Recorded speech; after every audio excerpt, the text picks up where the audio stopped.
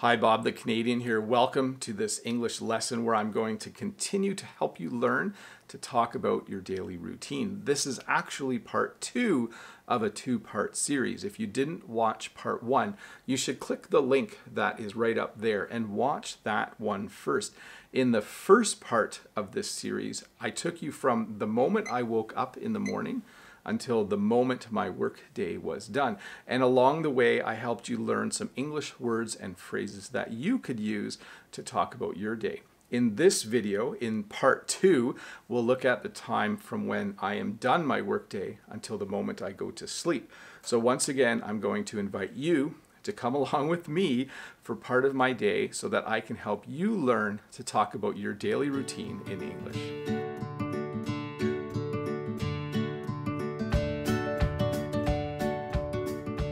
Well, hey, welcome to part 2 of this English lesson where I'm helping you learn to talk about your daily routine in English. Before we keep going though, if you are new here, don't forget to click that red subscribe button and give me a thumbs up if this video is helping you learn English. Well, if you watched part 1 all the way to the end, you know that I just said goodbye to all of my colleagues.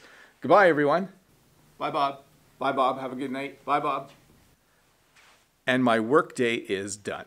So even though I'm done my workday and I can go home, the next thing I usually do is I run some errands. In English, when you say that you need to run some errands, it means that you need to do things like go to the post office, maybe you need to buy a few groceries, and those types of things. So before I run some errands, I'm also going to check my email and check my text messages, because before I run some errands, I want to find out if there's anything that Jen might need from town before I go home.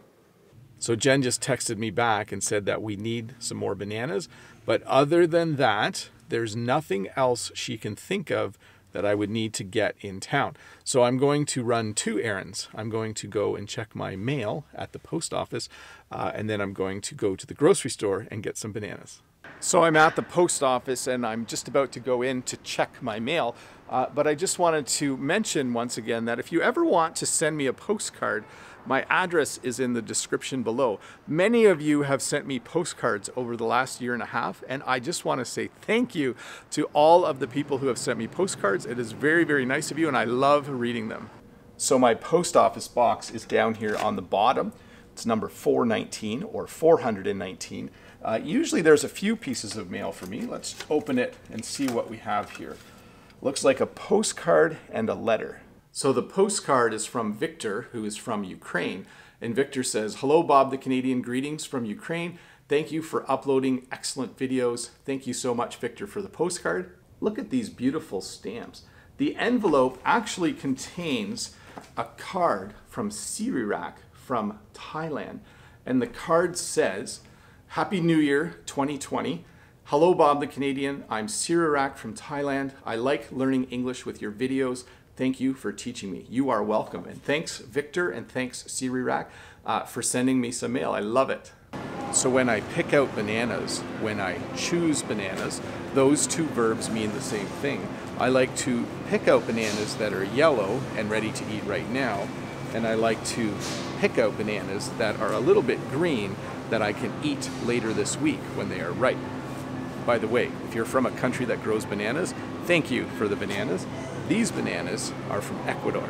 Well, I got my bananas, but unfortunately they wouldn't let me continue to make a video while I was going through the checkout. So I really wanted to show you what it's like to go through a checkout in a grocery store and pay for your groceries, but I couldn't. But anyways, I did get my bananas. So this isn't part of my daily routine, but whenever I'm out running errands, I'm always tempted to go to Tim Hortons, which is a coffee shop in Canada, and get myself a snack. But I'm trying to lose weight and stay healthy, so I am going to resist the temptation.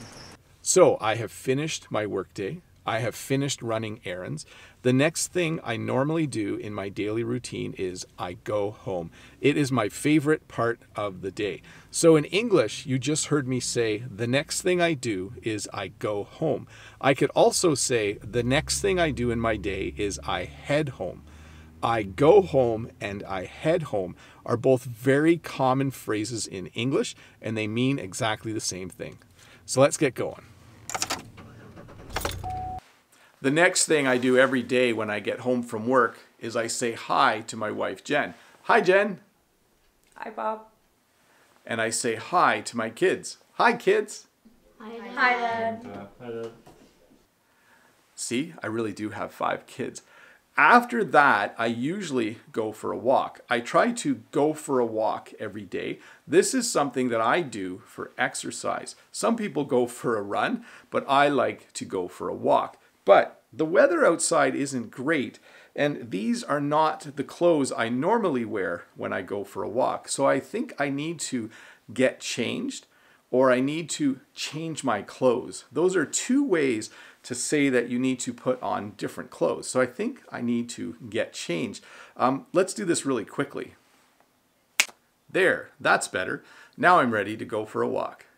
You might think walking for exercise sounds easy, but it's harder than it looks. I usually walk very briskly. I walk very quickly, and I walk for about 45 minutes. After my walk, I usually get changed again. I usually put on clothes that are a little more comfortable, something like jeans and a t-shirt. Let's do this really quickly too. There, that's better.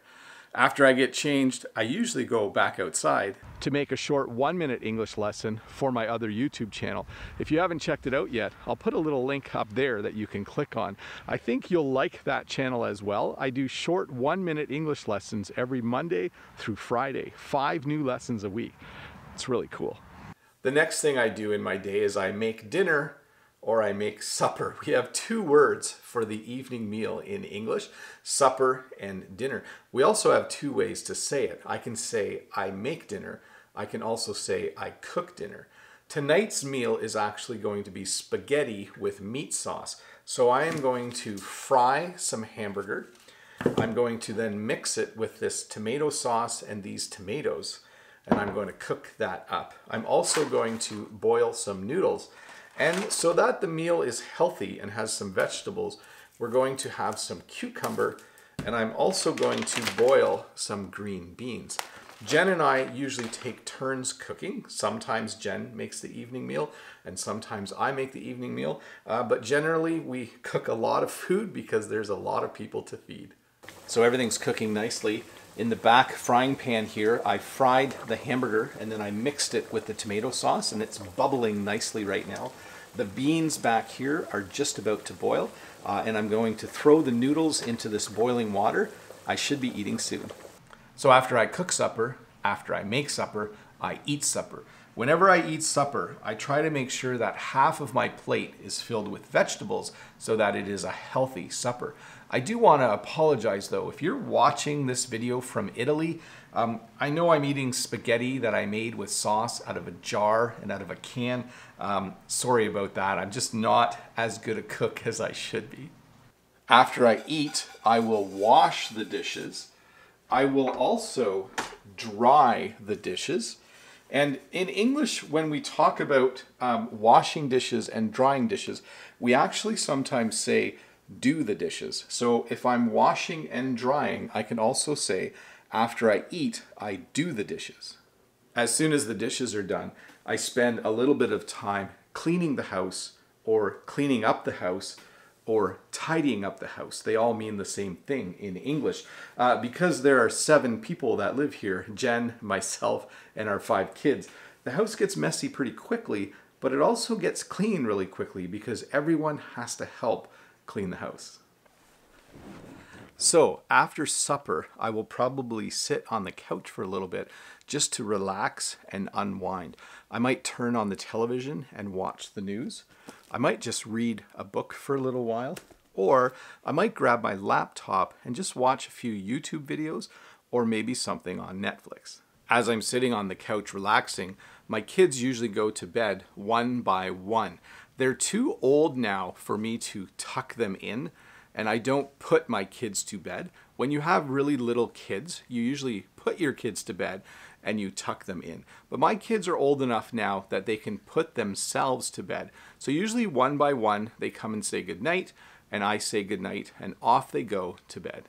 At about 10 p.m., it's time for me to get ready for bed. I do a few things to get ready for bed.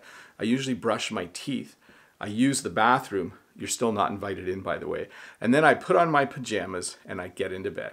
So one of the last things I do in my daily routine is I get into bed.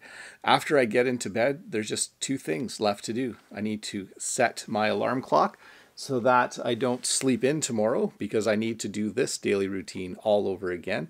And the last thing I do in my daily routine is I go to sleep. Well, hey, that was the second half of a typical day in the life of Bob the Canadian.